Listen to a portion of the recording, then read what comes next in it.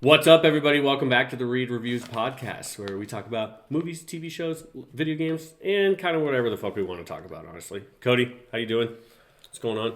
Good. Chilling. I see you got snacks this time. Dude, I always have snacks. I'm always like going to the gas station or something right before, and I was thinking on my way, I'm like, and how many of these am I eating? I don't really care because I'm going to do it either way. Yeah. But Mike and Ike's are the go-to right now. Yeah, you got your Mike and Ike's and the Mountain Dew. Is that a Baja? It's a Baja. Yeah. I forget that you can even buy those as not at Taco Bell. I'm addicted to sugar. Yeah. I think we all are to an extent. It's definitely one of my biggest vices that I have no boundaries for. Yeah.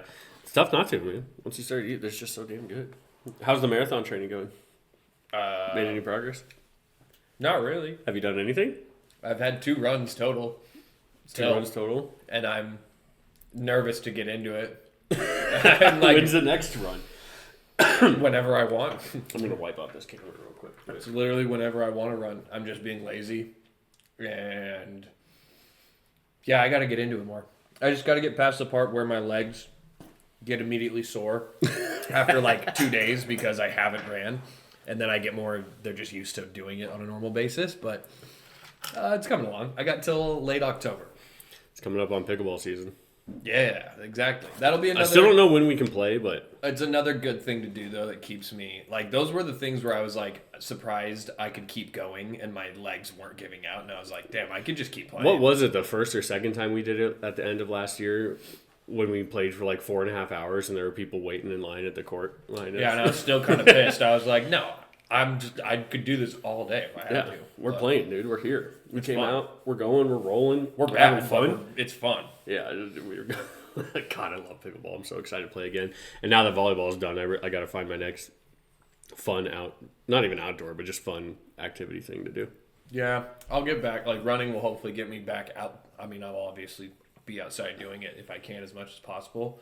But getting back into being like, yeah, I don't know, fun sports stuff like pickleball or like, dude, what the fuck, like spike ball. I want to play some damn spike ball. Oh yeah, I'm gonna build a sand court in my yard. So. I swear it's been years since I've played spike ball. I probably like one of my favorites. Yeah, I probably haven't played spike ball in years. That'll give me the volleyball itch too, because now I have the volleyball itch after us doing it for that rec league season that we did. It was super fun. We got wrecked, but I'm just kind of bad and like I don't really know how to play. My parents did the circle sand court for spike ball at one point. My dad had it specifically because we played it so much at the time. It's not there anymore, but that's why I'm excited. I set up the volleyball court, and it'll also be whatever the beer dye or sand volleyball or anything that we want to play. It's just nice to not have to ruin your lawn.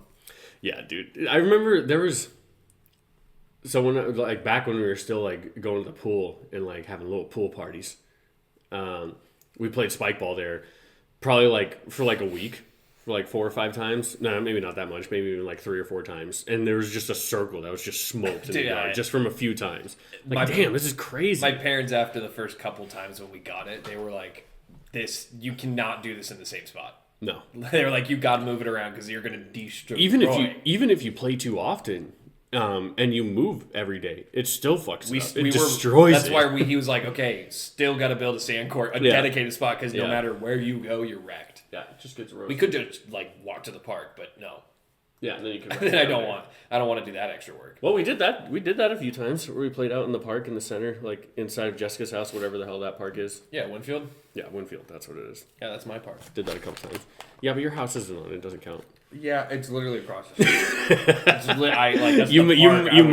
You might be another 50 feet. Literally, I do live in Winfield Park. Like that's the name of it. So. That's true. Fair. Yeah, my bad.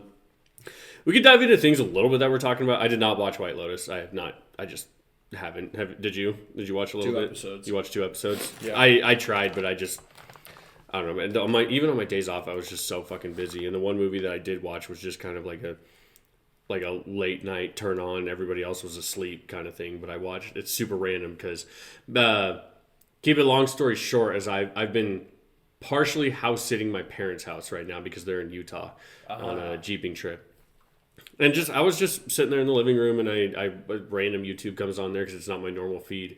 and there was this retrospective on Treasure Planet video that I watched. Nice. So, which, I don't know, I'm a sucker for those things. I love breakdowns where people overanalyze the shit out of things and talk about how much they mean to them and like just blowing up what things actually mean and just extending them out way more than they normally would be. Like this was a 57-minute video explaining like how revolutionary and amazing Treasure Planet was.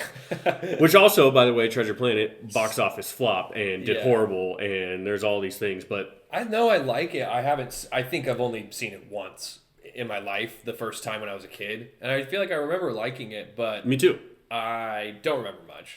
Me neither. When I watched it as the plot, okay, so this is actually going to be a fairly deep dive into this just because of me watching that video and learning extra things about it that I didn't realize. But so I watched that video and was learning all these really cool things about it. It had like director and artist commentary and like all these different things, and so I got really excited about it. So excited that I actually set a reminder, because I watched this on Tuesday night, which is basically my Saturday night. I set a reminder at like 7 o'clock the next night that just said Treasure Planet in my calendar on my phone to remember like, hey, you want to watch this, and I know you did. And I didn't even end up turning it on to like 10 because I was so busy. But I watched the whole thing. It's, it's probably an hour and a half long. It's an older Disney movie, back when things were reasonable time lengths. And so I literally set a reminder on there, and Sydney and Dylan sat down to watch it with me.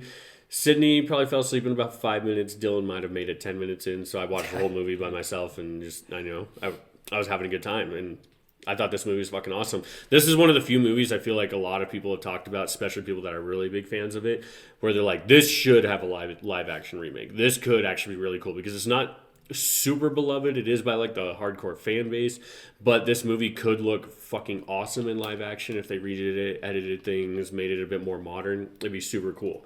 But do you know what Treasure Planet is based off of? Is it not Robinson Crusoe, like an old-timey like the Treasure Island? God, what's it called? Is it just Treasure Island? Treasure Island. Okay, that's what that original story is called. There's another thing that I also know that I'm thinking of that I cannot for the life of me remember. I will randomly, I bet.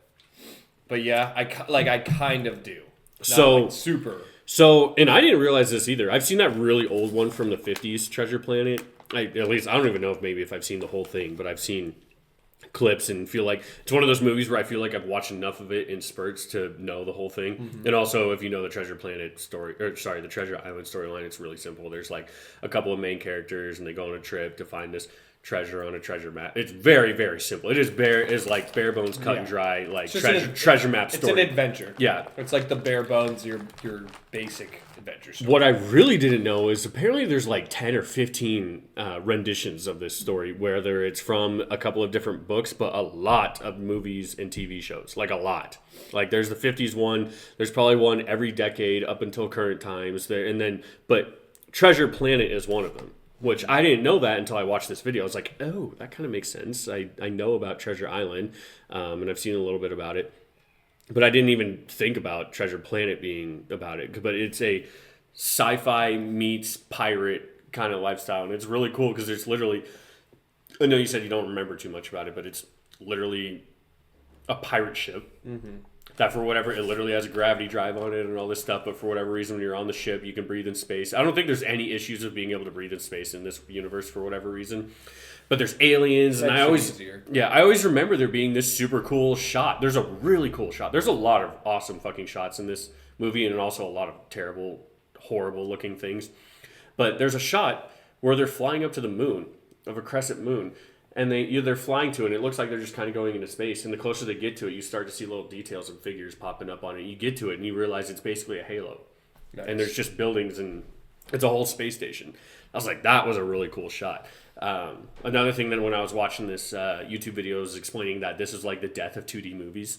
Because this movie, I believe it came out in 2003, which would be right around when George Lucas was doing all this fuckery shit and like revolutionizing the technology and CG and stuff. I didn't care about movies then. Yeah, exactly. I didn't either. It's me watching them later when I'm a little bit older and then really realizing what that was. But yeah, no, you and me were 6 years old. I remember seeing it or have seen it, but don't remember anything. Exactly. I would rather be playing video games. Exactly. Yeah, I don't even fucking remember times back then. But it is really cool in watching them break down the movie and like how they were trying to change what animated movies were and how they did them.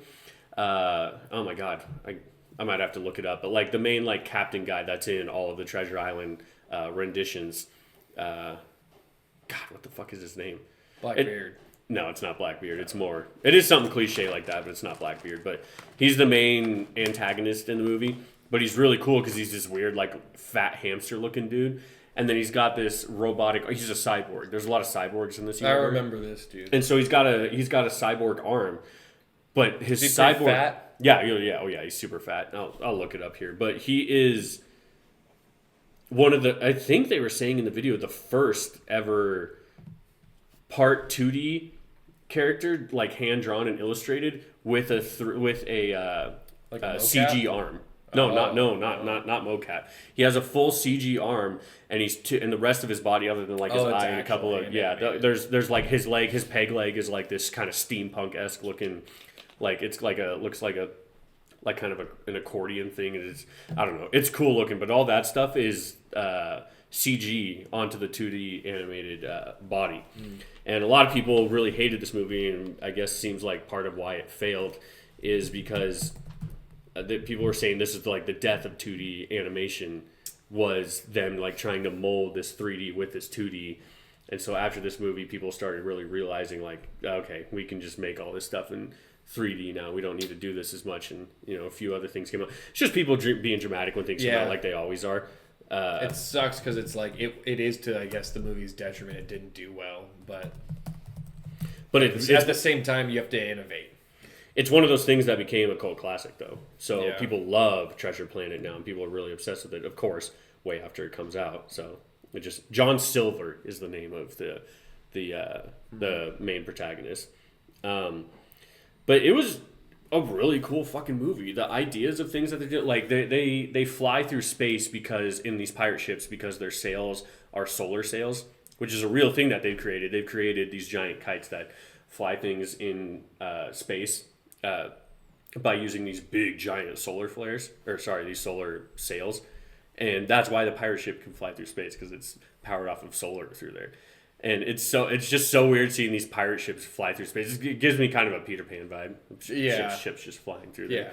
But it's really cool, and it's a unique way to do it, because all these other Treasure Island adaptations are just Treasure Island adaptations where it's people traveling to an island. I like taking it to space and making it Treasure Planet. That was the appeal of seeing it as a kid. I remember is like pretty much what you're saying, just at least remembering the cool looking parts and just being like, this stuff is really sick. It's super cool. And all of it. I didn't know anything that was happening, but it was all cool either way, and I liked looking at it. But it actually has pretty good story arcs, or pretty good character arcs for pretty much all the characters that are like the main ones. That's like the main bad guy. Oops, I forget this is touchscreen. That's a terrible picture. Isn't even a picture of the main character guy. But usually the main character, Jim Hawkins, in these movies is like a little kid, like 5, 6, 7 years old. In this movie, he's a teenager. He's like a 15-year-old. Dad walked out on him when he was really young. Mom's struggling to pay all the bills and stuff. Always has a sense for adventure, but it's kind of like almost like honestly suicidal. Like he's doing all these crazy things, doesn't give a shit because he doesn't see a point in life. And he gets on the ship with a guy who's funding, because they find a map to the treasure planet, quote unquote Treasure Island. And so this one guy funds him with a bunch of money and invites the kid because he like discovers the map, is the only one who knows how to open it. And he hires this kind of a sketchy looking pirate class. You don't know they're pirates. Like, I mean, you do when you look at them. You're like, okay, these are obviously fucking pirates. But it's a kids movie, and they get on there like, oh yeah, there's something's not right here, because he's got like a good captain. Captain has a good first mate, and then they have this crew of pirates that are on there. And the whole thing is them. They like plan to do a mutiny from the start, and that's just what it is. Nice. But John Silver, his name's actually Long John Silver, which is nice. Pretty funny. Okay. But Long John Silver, he comes and like mentors this kid because he's in charge of the kid basically like cleaning stuff and taking care of different duties on there, and he's basically trying to just work him to the bone to like kill his spirits and get rid of him. But the kid does everything; he accomplishes everything, and then the Long John Silver guy starts building an attachment to the kid, of course. So they start, Oh, yeah, okay. they build like a father-son relationship thing while Long John Silver is still planning to do this mutiny because he's the leader of all the pirates. And then the kid is just looking up to Long John Silver and like he saves his life, all this stuff happens. But they do that in a really, really good way where it actually feels like they build a real relationship and it's like, oh, I get why Long John Silver is still a bad guy who wants to do these bad things, but he won't do certain things because he doesn't want to kill this kid that he's built a relationship to. And same goes, vice versa, same goes the other way.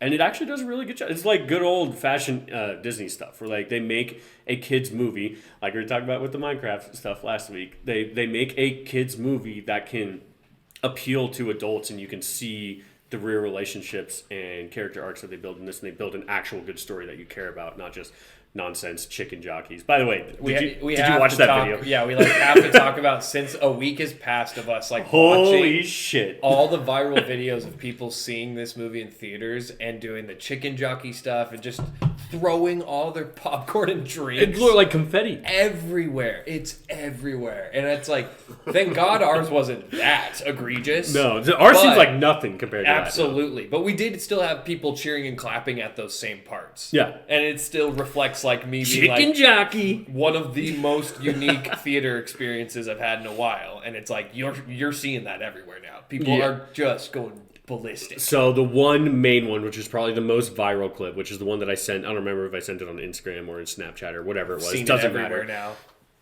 It is, and if you're listening to this, you've probably seen the clip, but I'm going to explain it anyways. It's some kid in like the middle row recording, and it's a scene in the movie, which I didn't know chicken jockey was a thing. I haven't played Minecraft new enough. Dylan said it's a newer thing. I think so. I think it is a little newer, maybe. I like know of the baby zombies riding chickens, I guess, but it's just that's what the chicken jockey is. It's a little baby zombie riding a chicken, and there's a scene where Jason Momoa and Jack Black are WWE wrestling a baby zombie and a chicken. That's how insane that sounds. And it's just Jack. It's when Jack Black is like, chicken jockey, and then it just pans to people, all these teenagers, and it's older kids. It's not little kids. It's teenagers and probably 20-year-olds, like college students, losing their minds and throwing popcorn everywhere, losing their shit. And the video that I sent is a dude wearing a chicken costume with his buddy on his shoulders wearing a zombie mask costume while holding a literal live chicken, in his arms.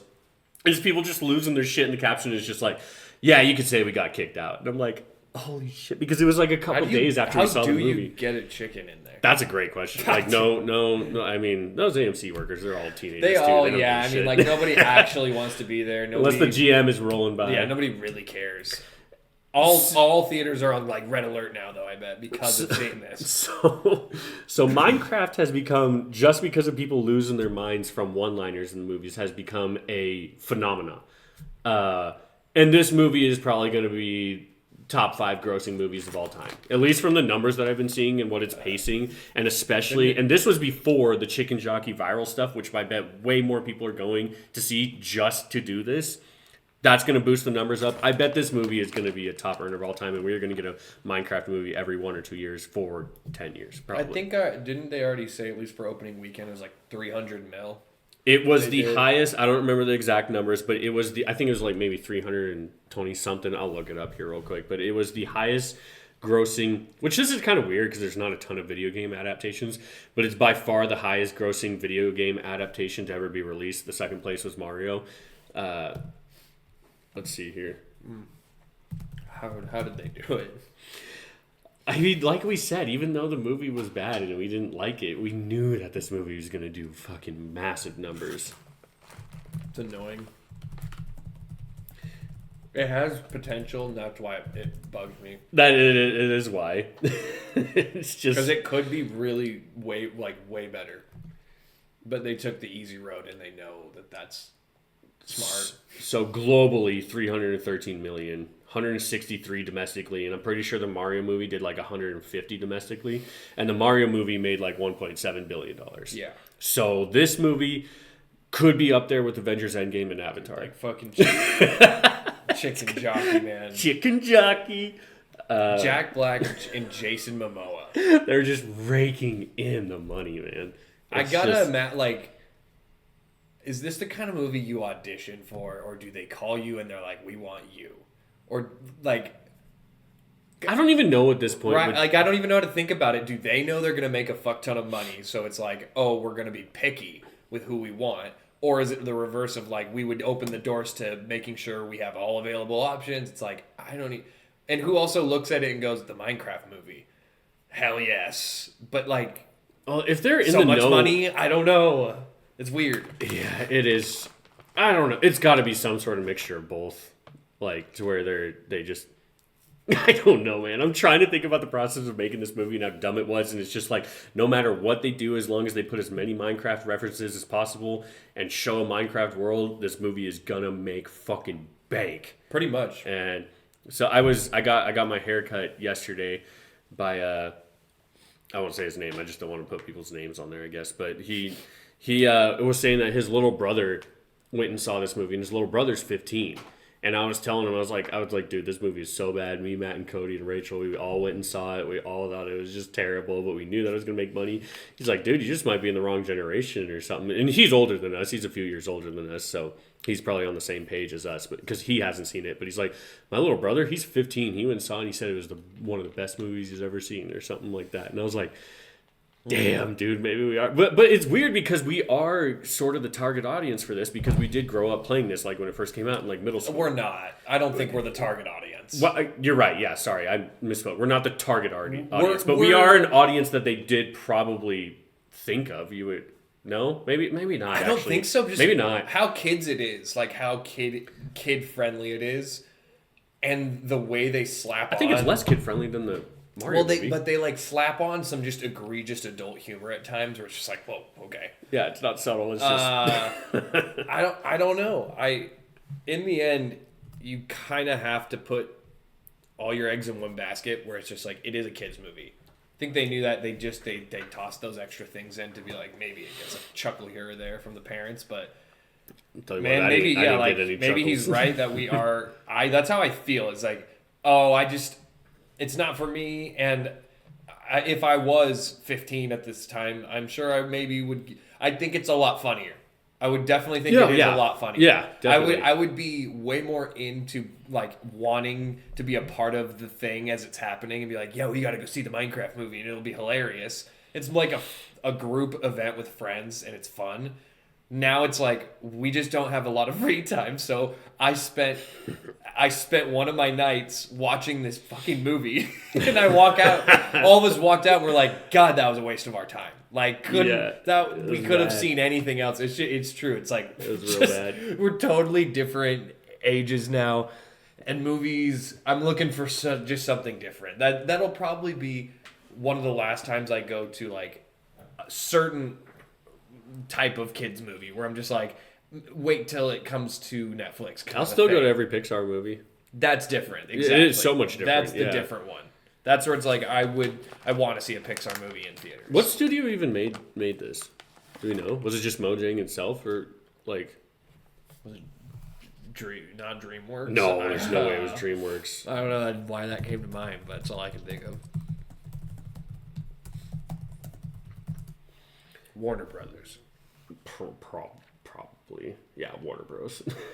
Warner Bros, Legendary Pictures, Mojang, Vertigo, On the Roam. I don't know those last three. Legendary. But yeah, so it's a Warner Bros. I mean, Warner Bros might be on the fucking come up right now because if James Gunn makes the DC universe what it hopefully can be the next Marvel thing, and it's fucking awesome.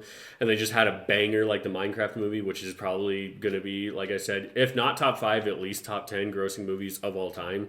Especially in these times where movies are like kind of struggling. It's gonna. That's what we're in store movies, for. It's just a shit season right now for some movies. There'll be some good ones. But if we could do a quick transition here, and I know we'll be quick about this because I know I didn't watch it. I fucked up. White Lotus. So you watched 2 episodes. I did watch the first 2 episodes. Give me a rundown, thoughts. All right. What the fuck is it? What's it about? You can tell me this. Don't spoil stuff, but like tell me what it's about because I don't know what it is. Still. So, in comparison to the last show we've been talking about, Severance. Yeah. So like, Severance has a lot of weird, mysterious vibes, and that kind of pulls you into wanting to know more. Yeah. This show is like weird, uncomfortable vibes the whole time. Like taboo? Actually, not a bad word for it. Okay. Depending on the perspective of who you're asking.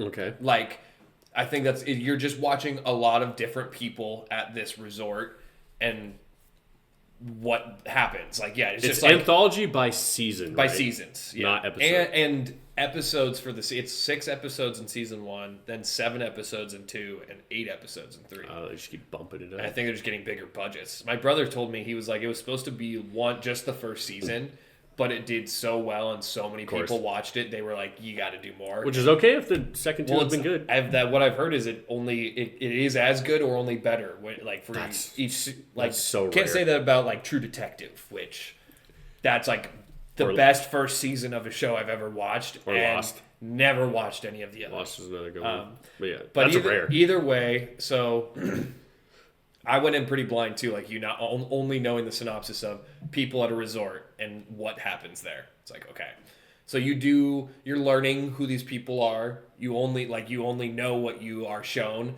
and you kind of like there's just a newlywed couple. There's a family that's the mom, dad, daughter, son, and the daughter's friend. There's like a lady there to spread her mother's ashes that just died. These are already all interesting dynamics and characters. Yeah, I know I'm like forgetting people. And then like the hotel staff, you get to know some of the key hotel staff that are working there. I guess you wouldn't know this, but do you think the hotel staff are season to season, but the rotating characters? Probably. I think everyone is. And I don't know actually. Maybe there is. That'd be interesting. Well, maybe like one of the cast members is the same, and I'm like, why are they here? Yeah. I don't know, but it's just everyone's. You can tell from the get-go, the way the intro starts and the first thing you see, it's setting up like something happens, and then it goes 1 week earlier, and then you start, you start at the beginning. So you've seen something, a moment that is going to be happening by the end of the week, and okay, we're here for a week with everyone. This is what's going to transpire to get to that moment. And it's a good seed planting to be like, hey, about that. Now the whole time you're thinking about that, and you watch everyone just very keenly. Everyone's mysterious. Everyone's like hiding things. So is this a very like Knives Out-esque movie? Yeah, that's not a bad way. What's of the saying other Knives Out? There's like a sequel to that. Glass Onion. Yeah. Knives Out was way better. The first one I thought was way better. I didn't see either of them. I should have, but yeah, like it's a lot of. I mean, it's all talking right now. It's just characters talking to each other. Happened, yeah. It's all relationships and you're learning who these people are and how they see each other and what their secrets are at times and what is being hidden from someone or not, or the newlywed couple from the get-go. You can tell you're like, ooh. Like I'll just say every scene they got issues. They're not supposed to be. Every scene with them and the guy starts opening his mouth, I'm just like, shut up, dude, shut up. Like, it's got me feeling a lot of things, which is good. I like shows that make me feel stuff. So like I get very uncomfortable sometimes. I'm like, I want to get like, can we be done with this? That's the whole point of like the scene though. Is like that should be like the Read Review's mission statement. If it's making you feel something. There's like really uncomfortable moments of just like, oh, both characters want to not be here right now, but they don't even know how. And just I'm still learning a ton. I'm like only 2 episodes in, but there's only 6 episodes in the first season, and there's stuff happening already where it's like, are they hour long? Yeah, okay. Yeah, pretty much. The cast is pretty dope though. I mean, there's only so many people I actually know, and this just comes from a dude who's like a single dude in his late 20s. But the intro was the first thing I saw, and it shows the cast list, and you're just watching a cool intro thing. HBO, right? Yeah. Always classic. It's a pretty classic HBO intro. Yeah. Dope music, cool background pictures, and then it's showing the cast list, and Alexandra Daddario pops up, and I was like, nice, we like that. Mm-hmm. She's the newlywed couple. And you see plenty. She's like, oh, really? I think I've seen probably the most of her in the first 2 episodes. And then as it keeps going, Sydney Sweeney pops up, and I was like, no way. Nice. Okay. When did the first season of this come out? 2021. Okay, so that was like a little bit before like the real hype of Sydney Sweeney. Yeah, because she's blown up in probably the last couple of years. She had just blown up at least from doing her stuff in Euphoria. Yeah. And this was one of her first things before going, like as big as she is now. So the show really likes boobs. Oh yeah. Oh yeah. Actually, It is HBO. There hasn't been.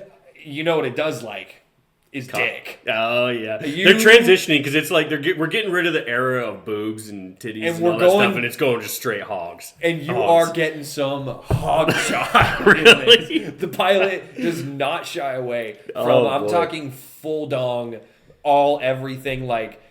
For a longer, where I'm looking at the screen and I'm like, it's been maybe 20 seconds. Really? 20 seconds of straight hog? It feels like it, and I'm still looking. I'm still watching. If you're going to put a hog on screen, just like titties, you're not going to stop looking at it. them. It's a thing to look at that is always going to not make me smile, kind of either way. Is it Alexandria Daddario's husband? No, it's not. No. I wish. Sadly, I shouldn't say that.